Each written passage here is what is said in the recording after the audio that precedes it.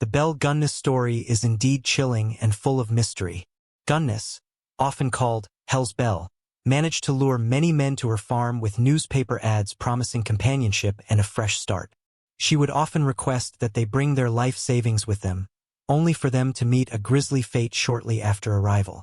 Over the years, she may have killed as many as 40 victims, many of whose remains were later uncovered around her property. The fire that supposedly claimed her life, along with her children, only deepened the mystery. Though a body was found, many believe it was not Belle herself, as it didn't fully match her physical description. This led to speculation that she faked her death and escaped. Her story has kept people intrigued for over a century, and the now empty lot where her farm once stood in Laporte, Indiana, still attracts those curious about its dark past. The night the fire broke out on Belle Gunness' farm was one of chaos and confusion. Neighbors rushed to help, but by the time they arrived, the house was fully engulfed in flames. Flames licked the dark Indiana sky, and the smell of burning wood and flesh filled the air. Firefighters worked tirelessly to control the blaze, but the house was lost. By morning, only charred remains stood where Belle's farmhouse once was. In the ruins, investigators found several bodies, 2 children and an adult woman missing. Word spread quickly that Belle and her children had died in the fire, but as the ashes cooled and the search continued, the mystery only deepened. Sheriff Albert Smutzer was the first to question the body's identity. The woman's corpse, though severely burned, seemed smaller than Belle. The townsfolk whispered their doubts, wondering if the corpse was truly hers. Yet, without the head, there was no way to be certain. And then, as workers dug through the remains of the pig pen, they found something else. Beneath the soil lay a pair of large, rough-hewn boots. They led to bones buried just below the surface, human bones, twisted and tangled, as though someone had tried to hide them in haste. At first, the sheriff thought they'd found a single victim, but the deeper they dug, the more bones they found, mixed with scraps of tattered clothing and personal items: a watch, a wedding ring, a man's shoe. Each discovery added to the sickening realization. These were not the remains of one unlucky soul. They were the remains of dozens. Days turned to weeks as the authorities continued their grim excavation. A horrifying pattern emerged. Belle Gunness had killed and buried countless victims, many of whom had come seeking the life and love she had promised. She had lured them to her farm, taken their money, and then disposed of them with ruthless efficiency. But with each new discovery, the question haunted everyone. If this woman wasn't Belle, where was she? Some townsfolk swore they saw her boarding a train in Chicago, her face obscured beneath a black veil. Others claimed she was hiding in the woods, biding her time until it was safe to resurface. The legends grew. The strange discoveries on the farm sent ripples through Laporte. Families of missing men began to arrive, drawn by the hope of finally uncovering what had happened to their loved ones. As each grieving family arrived, Sheriff Smutzer struggled to deliver the grim truth. Belle had likely taken their lives, buried them, and moved on to her next unsuspecting victim. Then, one evening, the sheriff received a telegram from a man named Ray Lamphere. He had been Belle's handyman and, some whispered, her lover. He had been arrested just days after the fire for threatening Belle and her family. And now, from his jail cell, Ray was ready to talk. He claimed to know secrets that would chill the blood. Sheriff Smutzer made his way to the dim cell, where Ray sat, chains clinking as he shifted nervously. Lamphere's eyes held a haunted look as he recounted Belle's dark deeds. He claimed she had told him how she used arsenic and poison to subdue her victims, luring them with a smile, then disposing of them in the dead of night. "She's not dead, Sheriff," Ray whispered, his voice breaking. "She planned all this. She wanted you all to think she was gone. But she's out there, somewhere." The sheriff, unnerved but doubtful, pressed him for more, but Lamphere would only repeat his words, staring into the distance with a faraway look. He insisted that Belle had buried her look-alike in the house to throw everyone off, and then set the fire herself before vanishing into the night. Ray had heard her whisper her plans as he tended to the farm late one night, when she thought he wasn't listening. As the sheriff considered Ray's words, He couldn't shake a feeling of dread. It seemed impossible, but Ray's details matched the events too perfectly to ignore. Sheriff Smutzer returned to the farm, feeling the weight of Belle's malevolence all around him. Just as he was about to leave, a strange glint caught his eye near the edge of the property. Hidden beneath a mound of earth was a large, battered trunk. He pulled it open slowly, his hands shaking as he pried back the lid. Inside were scraps of Belle's life letters, belongings, and, curiously, a small, worn photograph of a young girl. The sheriff had never seen the girl before, and her eyes seemed to follow him, even in the fading light. He felt a chill as he realized it was not the face of one of Belle's children. It was a face he had seen once before long ago. He wrapped up the trunk and ordered it to be taken to his office, but as he stood up to leave, he felt the ground beneath him shift ever so slightly, like a presence lurking just below the surface. The sheriff felt a gnawing suspicion creeping over him, something he couldn't shake. Don't forget to subscribe and like if you liked this story. Sheriff Smutzer, gripping the photograph tightly, couldn't shake the girl's face from his mind. That familiar gaze, the slight smile, it all felt too deliberate, too knowing. He carefully slipped the photograph into his coat pocket and left the farm, uneasy with the sensation that he was being watched. Back at his office, he laid out the contents of the trunk: letters, scraps of clothing, and more photographs, many of them showing men who were now likely buried in shallow graves on Belle's land. And then there were the letters. He read each one, noticing they all had one thing in common. They ended with Belle's promises of warmth, family, and a future together. She had expertly woven dreams that beckoned each of them, dreams they would never live to see. As he sifted through the letters, he noticed something odd. The dates spanned several years, but tucked near the bottom was a letter that seemed brand new. Its edges were crisp, and it bore no signs of age or wear. Smutzer felt his pulse quicken as he read it, recognizing Belle's handwriting immediately. To my dearest Ray, it began. By now, I trust you've seen my work laid bare. If you're reading this, you must know I've taken care to tie up my loose ends. But I do hope you'll keep our secret safe, for old time's sake. Should you fail me, remember that I will return, maybe not today, maybe not tomorrow, but someday when you least expect it. With all my heart, Belle. He felt an icy dread settle in. The letter was dated the day after the fire. But before he could make sense of what this meant, a faint knock echoed through the sheriff's office. The hour was late, the streets empty. He opened the door to find a man with a slouched posture and hollow eyes, clutching a small suitcase. I came to see her, the man muttered, not meeting the sheriff's gaze. I'm one of hers. She wrote to me, told me to come. The sheriff's mind raced. Was it possible that Belle was still reaching out to new victims, somehow keeping her network of lies alive? The man, shifting nervously, produced a letter from his coat. The sheriff took it, his stomach churning as he recognized the familiar handwriting. I have saved a place just for you, my dear. Bring everything you have, and together we'll start anew. Sheriff Smutzer was speechless. How was this possible? Belle's ghostly presence seemed to weave through the very fabric of the town, her influence lingering, her promises still entrapping the desperate and lonely. The man's eyes flickered with both anticipation and fear. Smutzer, unsure of what else to do, told him to wait in the next room while he looked into things, but as he turned away, a noise stopped him cold as soft, familiar humming drifting through the open window. The same eerie melody he'd heard Belle hum on rare occasions. Frozen, he listened, his blood turning to ice as he realized it was coming from just outside the office. The man in the other room shifted uneasily. He seemed to hear it, too.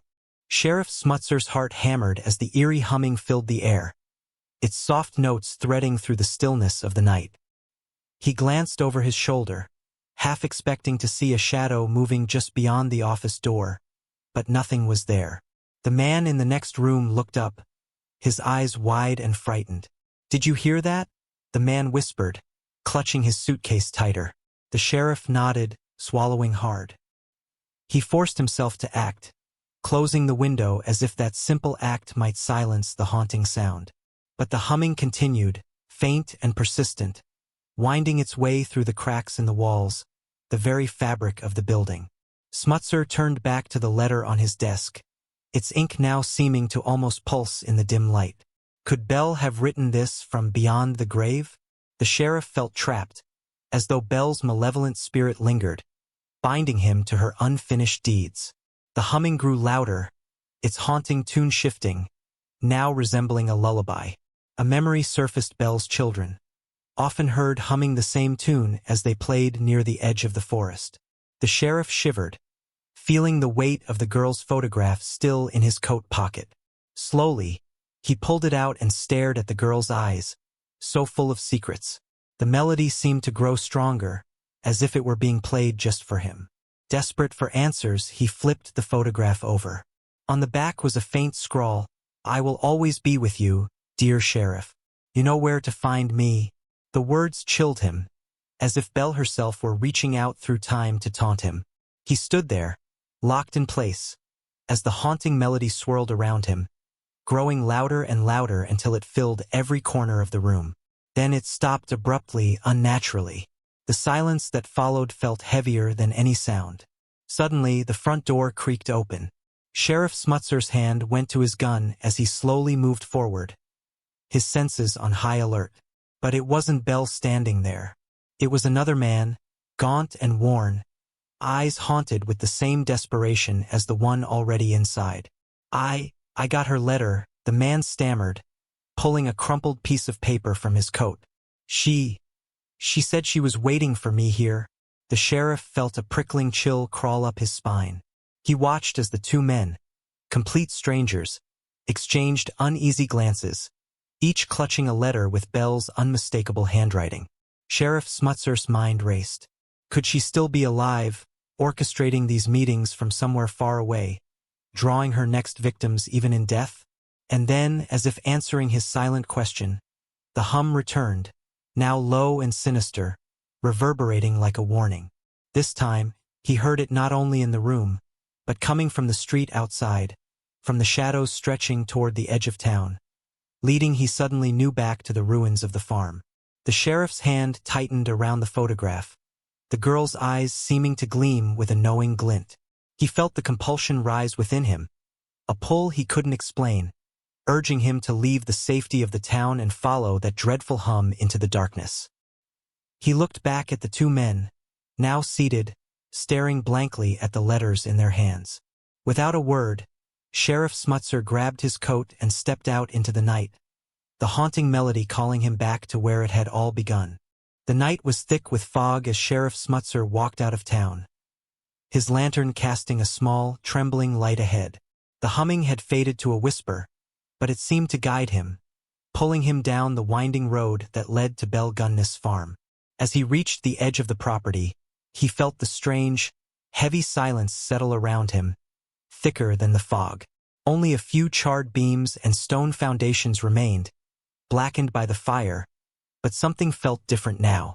The air seemed charged, as if the land itself remembered the horrors it had witnessed. He stepped carefully through the remains, the beams creaking softly underfoot. And then he noticed a faint glow from the far corner of the property. He squinted, realizing it was the silhouette of the old barn. It had burned nearly to the ground, yet somehow, a shape stood in its place, hazy and transparent, like a mirage. He moved closer, his pulse quickening. The barn seemed to flicker, like a flame barely clinging to life, and as he neared, he could see shadows moving inside, figures shifting in the faint light, their forms barely visible. One of the figures stepped forward, emerging from the shadow. It was a woman, tall and broad-shouldered, her face partially hidden beneath a tattered black veil.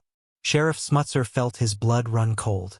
Though he couldn't see her face, he knew it was Belle.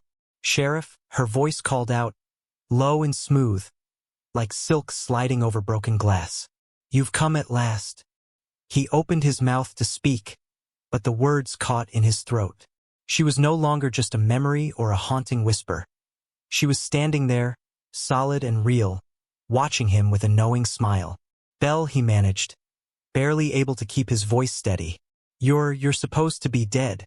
She tilted her head, almost as if amused, and took a step closer. The fog parted slightly, revealing a glint in her eyes. "Death is only the beginning, Sheriff. You've come here because you wanted answers, didn't you?" He nodded, though he could feel himself trembling. The stories, the rumors, he had always been haunted by them. And now, here she was, offering him a chance to know the truth. But a voice inside him screamed that he should turn back, that whatever he discovered here would be a truth he couldn't unsee. Belle's eyes glittered as she extended her hand. "Come with me," she whispered. "Let me show you." He hesitated, glancing over his shoulder. In the distance, he could see the faint lights of Laporte flickering through the mist, a world he'd suddenly felt cut off from, as if it were a dream slowly fading. But Belle's pull was relentless, and he found himself moving forward, reaching out to take her hand. As his fingers touched hers, a chill shot through him, colder than anything he'd ever felt. The barn seemed to shift around them, and suddenly he was no longer standing on the farm. He was somewhere else, somewhere dark and confined.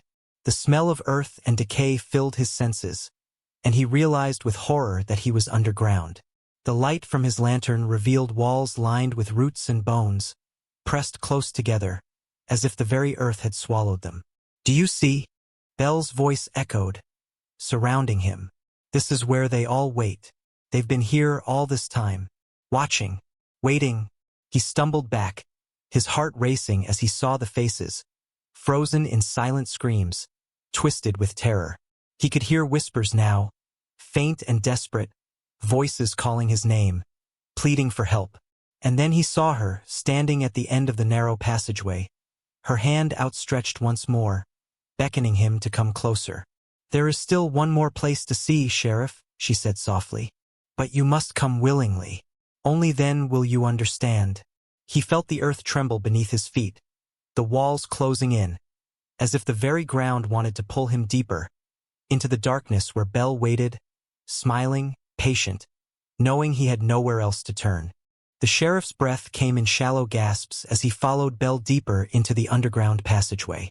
The lantern cast long shadows on the dirt walls, where bones jutted out like gnarled roots, each one a silent testament to her cruelty. The whispers grew louder, filling his head with a cacophony of desperate pleas. Faces pressed against the walls seemed to shift and watch him, their eyes hollow and accusing. At the end of the tunnel, Belle stopped, her figure still half hidden in the darkness. She turned to him, her eyes gleaming with an unnatural light. "You've been looking for answers," she murmured, her voice almost tender. "And I have one final truth to share with you." Before he could respond, Belle reached into the folds of her tattered dress and pulled out a small, tarnished key. She held it out to him, her hand steady, her gaze unblinking. "This opens the last door," she whispered, almost reverently. "A place I kept hidden, even from them."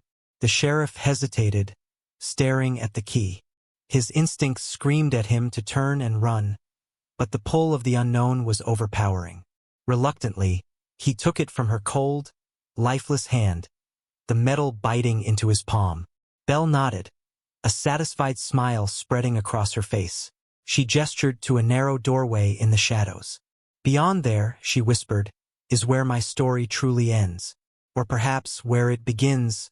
With each step toward the door, the air grew colder, the walls seeming to close in, pressing against him with invisible hands. The whispers grew frantic, pleading, as if warning him to turn back, but he pressed on, compelled by a force he couldn't understand.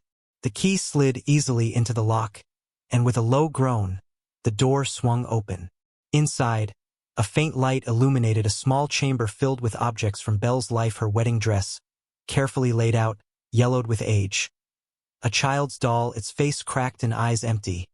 Stacks of letters, some neatly folded, others torn and crumpled, each one a record of promises she'd made and broken. In the center of the room was a mirror, large and ornate, framed in dark wood that seemed almost to pulse with life. Its surface was cloudy, as though veiled by mist.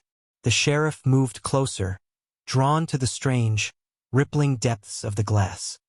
He reached out, his fingers hovering just above its surface, when he caught sight of his reflection, except it wasn't truly his own. Staring back at him was Belle. Her face twisted into a grin that grew wider and wider, stretching unnaturally as if the glass itself was warping to contain her. "Now you understand," her voice echoed from the mirror, reverberating through the chamber. Panic gripped him, and he stumbled back, but his body felt heavy, his movements slow. The mirror began to change, showing glimpses of Belle's past, the men she had lured, the promises she'd whispered, the moment their lives ended at her hand. He watched, trapped, as the mirror seemed to devour the scenes, pulling him into the vortex of her memories. And then, the mirror grew dark, and his own reflection stared back at him, but his eyes were not his own. They were hollow, empty, like the faces in the walls. He felt a pressure, like invisible fingers pressing into his mind, drawing him deeper into the glass. Belle's voice, now a whisper in his head, spoke softly. "Now you will carry my story, Sheriff, just as I carried theirs." He tried to scream, but his voice was swallowed by the darkness. The mirror held his gaze, binding him, as Belle's laughter echoed in the chamber, filling his ears, his mind, until he felt himself slipping away, lost in the endless depths of her story. And as the last glimmer of light faded from the mirror, the room fell silent, leaving only the faintest hint of Belle's hum, lingering in the cold, empty darkness. In the silence, the mirror shimmered, then stilled, its glass now clear. Sheriff Smutzer's reflection was gone, replaced by an empty, haunted gaze, a look that belonged to someone else entirely. Back in Laporte, weeks passed, and the sheriff was never seen again. The townsfolk whispered that he'd gone mad searching for Belle Gunness, finally disappearing like so many of her victims. The abandoned farm, cursed and forsaken, fell to ruin, its mysteries slowly consumed by weeds and time. But occasionally, travelers passing the old property at night claimed to hear a faint, chilling hum drifting through the air. Some said they glimpsed a figure in the distance, a tall woman in a black veil, standing beside a shadowed man whose hollow eyes followed them as they hurried past. Those who knew the sheriff swore that the figure looked just like him, staring back from somewhere beyond, bound forever to Belle's dark legacy. Don't forget to subscribe and like if you liked this story.